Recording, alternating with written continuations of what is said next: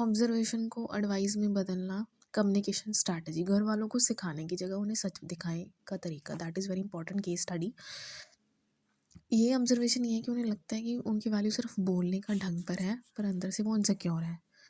भैया मैंने देखा कि जब आप गुस्से में बात करते हो लोग आपका मैसेज भूल जाते हैं, सिर्फ आप गुस्से को याद रखते हैं। क्या आप चाहते हैं कि आपकी रिस्पेक्ट आपके डर से या आपकी काबिलियत से हो?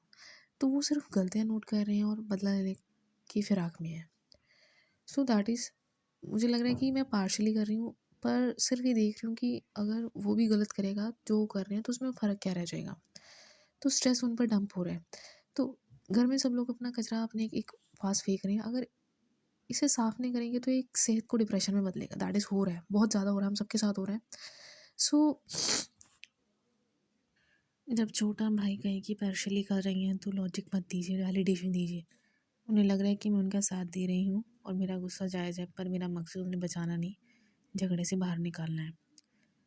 इस गुस्से पर निकल रहा है कि ऑब्जर्वेशन में मम्मी मामू की परेशानी उनकी अपनी है, अपनी किस्मत नहीं, बोझ उठाएंगी तो बीमार हो जाएंगी। That is very important. तो अकेले में बात करके अपनी बातों में दम है, अपनी आवाज़ में दबा देती है। तो ट्राई कर सकते हैं कि धीरे बोलें और सुने। एक ऐसा घर जहाँ मेंटल हेल्थ डिप्रेशन में बदल रहा है, क्योंकि वहाँ के लोग दूसरे की आइडेंटिटी सिर्फ उनके बिहेवियर से जज कर रहे हैं, ना कि उनके दर्द से। That is a displace aggression. ये किसी के साथ भी हो सकता है। द चेन रिएक्शन, मामू अपने लाइफ स्ट्रेस को कम्युनिकेट नहीं कर पा रहे हैं, सबका स्ट्रेस नानी मम्मा अपने ऊपर ले रही हैं और वो ऑक्सीजन पे हैं। उनका डिप्रेशन उनका अपना नहीं है, वो बोरो स्ट्रेस है। बड़े भैया द आइडेंटिटी क्राइसिस, वो गुस्से में इसलिए बोलते हैं क्योंकि उन्हें लगता है कि शांति से बात करने पर कोई उनकी वैल्यू नहीं देता, वो रिस्पेक्ट और डोमिनेंस समझ रहे हैं। छोटे भैया द जज, सिर्फ एविडेंस जमा कर रहे हैं, उनका फोकस सोल्यूशन पर नहीं है, पॉइंट प्रूव करने पर है।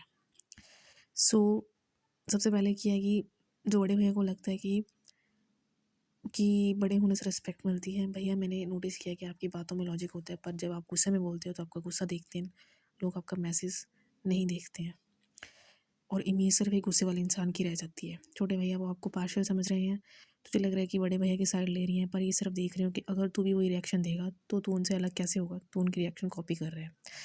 मम्मा स्ट्रेस ले रही हैं,